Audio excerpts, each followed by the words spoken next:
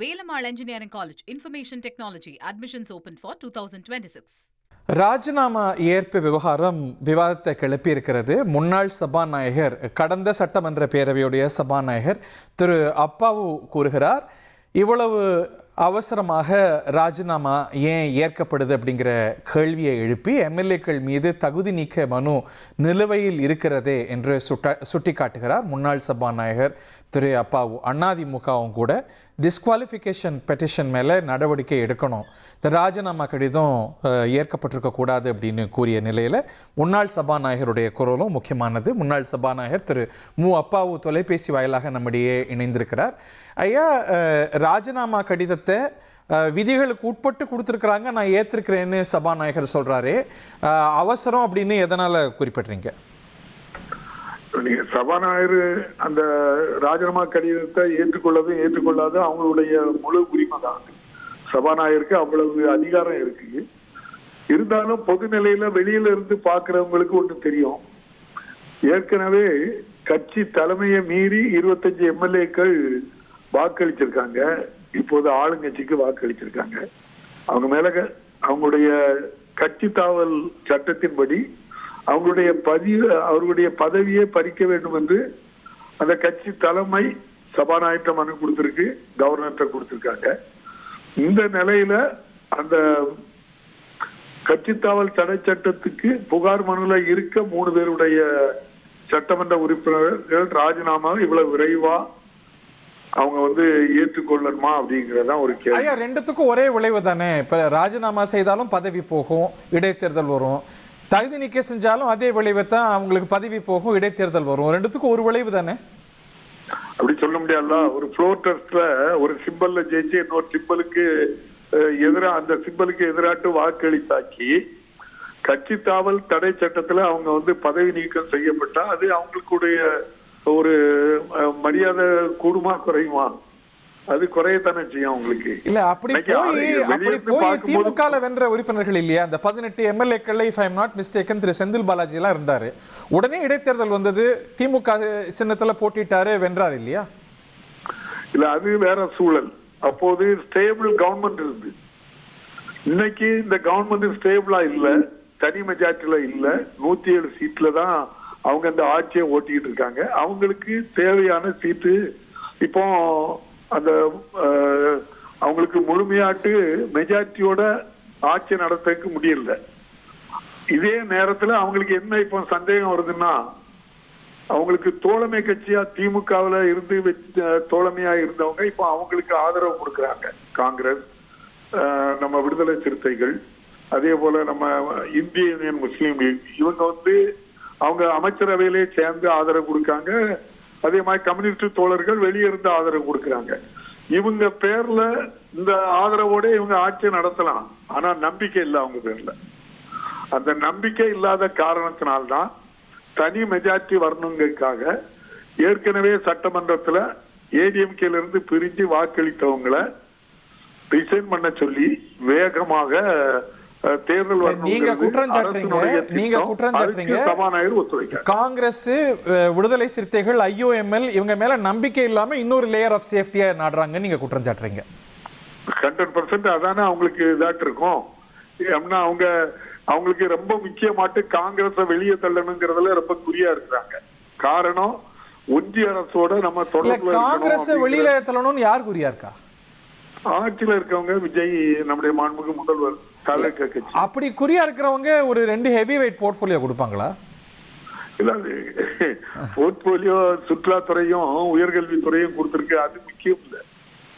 அது எவ்வளவு நாள் அவங்க கிட்ட இருக்குங்கிறத முக்கியம். நீங்க பாருங்க, நீங்க அப்படின்னா இப்ப அவங்களுக்கு என்ன தேவை இருக்கு? இவங்க கிட்ட இவ்வளவு பேர்கிட்ட ஆதரவை பெற்றதுக்கு அப்புறம் ஃப்ளோர் டெஸ்டுக்கு முதல் நாள் இப்போது இருக்கின்ற சிஎம் அவர் நம்ம சிவி சண்முகம் அவங்க வீட்டுக்கு போக வேண்டிய அவசியமே இல்லையே. அவங்களுடைய ஆதரவை கேட்டிருக்கவே கூடாத. அவங்க பிஜேபி ஆதரவோட வெற்றி பெற்றவங்க இவங்க எதுக்கு போய் எடுக்கிறாங்க? இல்ல அவங்கள அப்படியே மந்திரி சபையில சேர்த்திருந்தா நீங்க சொல்ற வாதம் பொருந்தும். அவங்க சேர்க்க முன்வரலையே, மாறா நீங்க வரணும் அப்படின்னா பீப்புள். இப்ப நீங்க மக்களை போய் சந்திச்சுட்டு வாங்க அப்படிங்கிறது இப்ப மக்கள் மன்றத்துக்கு தானே இது தள்ளப்பட்டிருக்கு. இப்ப இவங்க எல்லாம் ராஜினாமா செய்த எம்எல்ஏக்களுக்கு சீட்டு கிடைச்சாலும் அவங்களை எம்எல்ஏவாக ஆக்கிறதா வேண்டாமான்னு தேவைக்க மட்டும் முடிவு செய்ய போறதில்ல, மக்களும் முடிவு செய்ய போறாங்க. அதாவது அவங்கள சேர்க்கிறதுக்கு சட்டத்துல இடம் இல்ல.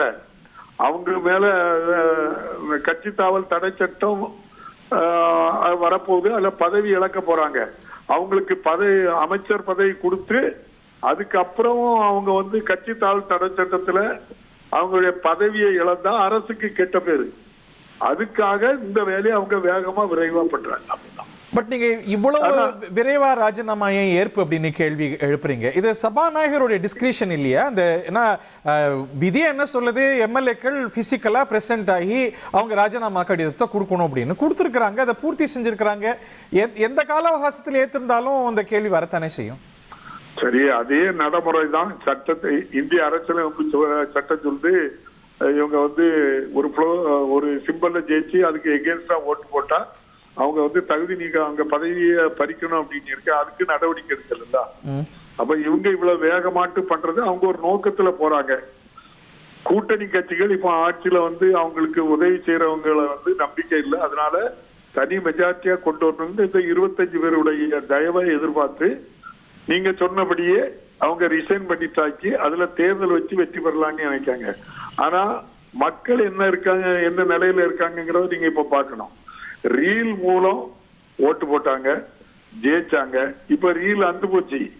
எதுவுமே இவங்களை தேர்தலில் நிற்க வைக்கும் போது இவங்களுடைய நிலைப்பாடு வெற்றி பெறுமாங்கிறதெல்லாம் மிகப்பெரிய கேள்வி. பட் இதுல ஒரு நியூவான்ஸ் அவங்க எடுத்துக்கிறத பார்க்கல. இப்ப அப்படியே ஏதாவது இப்போ ஒரு ஹோல்சேலா 35 பேரை கொண்டு வந்திருக்கலாம். இல்ல அவங்க ஈஸிவே அப்படின்னு பார்த்தா காங்கிரஸ், விசிகா இந்த மாதிரி கட்சிகளை நாடாம அதிமுகவே உள்ள கொண்டு வந்திருக்கலாம். அந்த வாய்ப்பெல்லாம் அவங்க மறுதளிச்சிருக்கிறாங்க அப்படின்னு பார்க்கும்போது ஏதோ ஒரு தார்மீக நிலை எடுக்கிறாங்க. நீங்க பார்க்கலையா? அந்த வாய்ப்பு அவங்களுக்கு யாருங்க கொடுத்தா? நம்ம எதிர்க்கட்சி நம்ம அதிமுக பொதுச் செயலாளர் எடப்பாடி ஐயா பையன் நான் உங்களுக்கு ஆதரவு தரேன்னு அவர் சொல்லலையே. இவங்க கோரலையே. இவங்க கோரியிருந்தா ஒருவேளை பரிசீலிச்சிருப்பாங்களோ? அது ஒரு ஈஸி வேவா இருந்திருக்குமோ? நம்பரும் கூட நல்ல பெருகி நல்ல அது இன்னொரு கட்சியினுடைய முடிவு. பட் அவங்க அதுல உடன்பாடு இல்லையா? அவங்க பிஜேபி நீங்க ஒண்ணு சொல்லுங்க, பிஜேபி கொள்கை எதிரின்னு சொல்லி இந்த ஆட்சியில இருக்கவங்க சொல்றாங்க. அதே பிஜேபி கூட்டணியில இருக்கவங்கள இவங்க எப்படி தேர்ந்தெடுக்கலாம்னு சொல்லுங்க நீங்க. அப்போ அவங்க கிட்டே போயிருக்க கூடாதுல? இவங்க சி.வி. சண்முகம் வீட்டுக்கு போயிருக்க கூடாது? அதுல 25 பேரை கேள்வியா கேட்கும் போது என்ன சொல்றாங்க, இந்த சந்திப்பு நடக்கிறதுக்கு முன்னாடி சி.வி. சண்முகம், எஸ்.பி. வேலுமணி எல்லாம் என்டிஏ கூட்டணியில இல்லைன்னு பிரகடனப்படுத்திட்டாங்க. அந்த உறவு இல்லைன்னு பிரகடனப்படுத்திட்டாங்க. அதுக்கப்புறம் இந்த சந்திப்புங்கிறாங்க. என்னங்க இப்போ தேர்தல் முடிஞ்ச அடுத்த நிமிடமே எனக்கும் அந்த என்டிஏக்கும் சம்பந்தம் இல்லை அப்படின்னு சொன்ன ஒரு வார்த்தையை வச்சுக்கிட்டு நீங்க யாரு கூடயும் சேரலாமா? அது தலைமையில முடிவு எடுக்கணும். இவங்க சொல்றதுக்கு யாரு? இப்ப நான் காங்கிரஸோட இதுவரை கூட்டணி இருந்து மற்ற கட்சிகளோட கூட்டணி இருந்து நான் ஒரு எம்எல்ஏ கேண்டிடேட் அல்லனா முன்னாள் சபாநாயகர், நான் எங்களுக்கு அதுக்கும் சம்மந்தம் இல்லைன்னு நான் எப்படி சொல்ல முடியும்? எங்க கட்சி தலைவர்ல சொல்லணும். அப்ப அந்த கட்சி தலைமை சொன்னா ஓகே. நீங்க அப்போ அதுல இருந்தே தெரியுதுனாக்கி நீங்க அந்த கட்சியை உடைச்சு ஒரு குரூப்பை கையில எடுக்கீங்கல்ல. இப்ப நீங்க சபாநாயகர் அப்படின்னா நீங்க என்ன நடவடிக்கை எடுப்பீங்க? உங்க முன்னாடி இருக்கிற ஆப்ஷன்ஸ் என்ன? இல்ல நீங்க முதல்ல அவங்க தந்த கொறடா யாருன்னு ஒரு கட்சி தருது, அதை பிக்ஸ் பண்ணணும்ல நீங்க. அதுக்கப்புறம் தானே ஃப்ளோர் டெஸ்ட் வைக்கணும். ஓகே, அத முடிவு பண்ணாம லீகலா சேலஞ்ச் ஆகும் நினைக்கிறீங்களா? இது லீகலா சேலஞ்ச் ஆனா கோர்ட் சபாநாயகர் ராஜினாமா முடிவை ஏற்பதெல்லாம் குறகாணும்னு நினைக்கிறீங்களா? இல்லங்க, 100% ஏற்கனவே அவங்க மேல கட்சி தாவல் தடை சட்டத்துக்கு மண் இருக்கு. அதுக்கு நீங்க முடிவு எடுக்காம அவங்களை எப்படி ராஜினாமாவுக்கு அக்செப்ட் பண்ணீங்க அப்படின்னு சொல்லி கோர்ட் தெளிவா சொல்லுங்களா? நீங்க இதுக்கு முன்னால 1/3 ஒரு கட்சியில 1/3 எம்எல்ஏக்கள் பிரிஞ்சு போனாக்கி சேர்ந்துடலாம்னாங்க. பிறகு இதுல இருக்கக்கூடிய முக்கியத்துவம் அறிஞ்சு 2/3 சொன்னாங்க. இப்போ இவங்க கோர்ட்டே நம்ம சொல்றதுக்கு நிறைய வழக்குல இப்போ தெலுங்கானா வழக்கு எல்லாம் சபாநாயகருக்கு சொல்லியிருக்காங்க, நீங்க வந்து ஏதோ அரசியல் அமைப்புல இருக்கக்கூடிய சில விஷயங்களை எடுத்து வச்சுக்கிட்டு நீங்க அதுல என்ஜாய் பண்ண முடியாது, உங்களுக்கும் கால நிர்ணயம் இருக்கு, 3 மாசத்துக்குள்ள அதுக்கு முடிவெடுக்கணும்னு சொல்லி தெலுங்கானா ஒரு 10 எம்எல்ஏக்கள் தான் இதே மாதிரி வச்சதுல அவங்க வந்து முடிவு சொல்லியிருக்காங்க. அதனாலதான் இவங்க வந்து இந்த 3 மாசத்தையும் கையில வச்சுக்கலான்னு பண்றாங்க. 3 மாதம் கழிச்ச உடனே என்னாகும், இவங்க பதவி நிச்சயமாட்டு பறி போகும். Velamal Engineering College Cyber Security admissions open for 2026.